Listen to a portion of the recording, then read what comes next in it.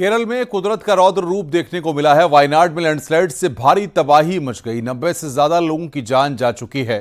सेना और एनडीआरएफ की टीम रेस्क्यू ऑपरेशन में जुटी हुई है। हमारी इस रिपोर्ट को देखिए।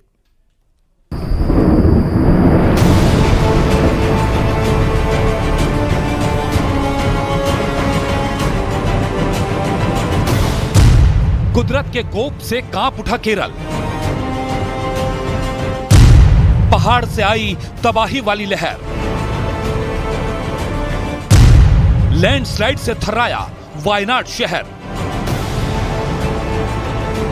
ये प्रकृति के प्रहार की वो तस्वीरें हैं जिन तस्वीरों ने देखते ही देखते वायनाड के मेप्पाडी का नक्शा तबाह कर दिया। अभी लोग ठीक से सोकर उठे भी नहीं थे कि भारी बारिश के बाद पहाड़ से उतरी हाहाकारी लहरों ने बर्बादी का सायरन बजाना शुरू कर दिया। आसमानी आफत की वजह से हुए जबरदस्त लैंडस्लाइड ने कुछ ही घंटों के भीतर सब कुछ तहस नहस कर दिया। पहाड़ से उतरी हाहाकारी लहरों के सामने जो पड़ा, ये लहरें उसे बहाकर अपने साथ ले गई। Directed the force and NDRF to reach there for immediate this rescue actions. They already moved, and from Kerala and outside Kerala, South India, these all forces are alerted. And I think the NDRF team from other state also moved already, and Air Force might have reached there now, and Navy and Army also reaching there. कोई कुछ समझ पाता इससे पहले ही सैलाब ने पूरे इलाके को घेर लिया। न सैलाब की जद में आने वाले इंसान बचे और न इंसानों द्वारा बनाई गई कोई इमारत। एक झटके में सैलाब और लैंडस्लाइड ने सब कुछ लीन लिया। यही वजह रही कि देश के प्रधानमंत्री नरेंद्र मोदी ने कुदरत के इस रौद्र रूप पर अपनी संवेदनाओं को जाहिर किया। वायनाड के कुछ हिस्सों में लैंडस्लाइड से व्यथित हूँ।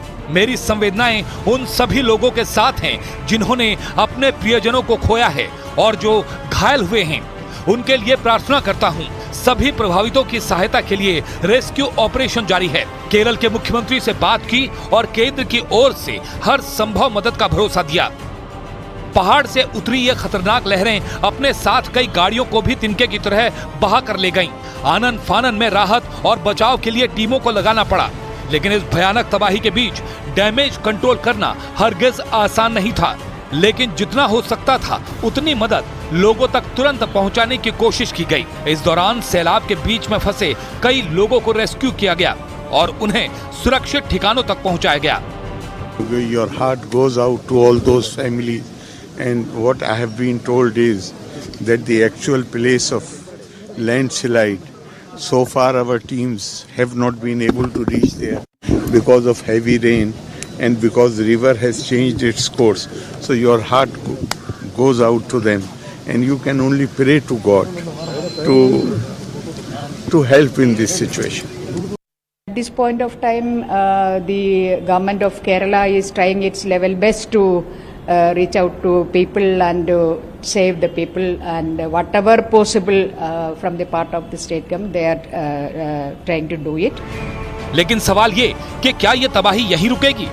क्योंकि मौसम विभाग ने केरल के 4 जिलों कोझिकोड, मलप्पुरम, वायनाड और कासरगोड के लिए रेड अलर्ट जारी किया है, जबकि पथानामथिट्टा, अलापुझा, कोट्टायम, एर्नाकुलम, इडुक्की, त्रिशूर और पलक्कड़ के लिए ऑरेंज अलर्ट जारी किया गया है। यहाँ बारिश इतना तेज है कि रेस्क्यू ऑपरेशन को बहुत दिक्कत हो रहा है।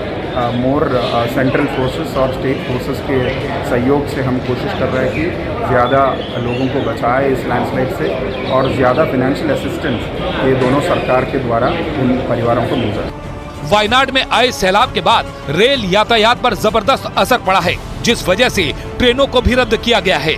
फिलहाल राहत और बचाव की टीमें रेस्क्यू में जुटी हैं और नुकसान का आकलन कर रही हैं, क्योंकि जो तस्वीरें इस वक्त दिखाई दे रही हैं वो यही साबित कर रही हैं कि अभी इस कुदरती आपदा से निपटने में अच्छा खासा वक्त लग सकता है।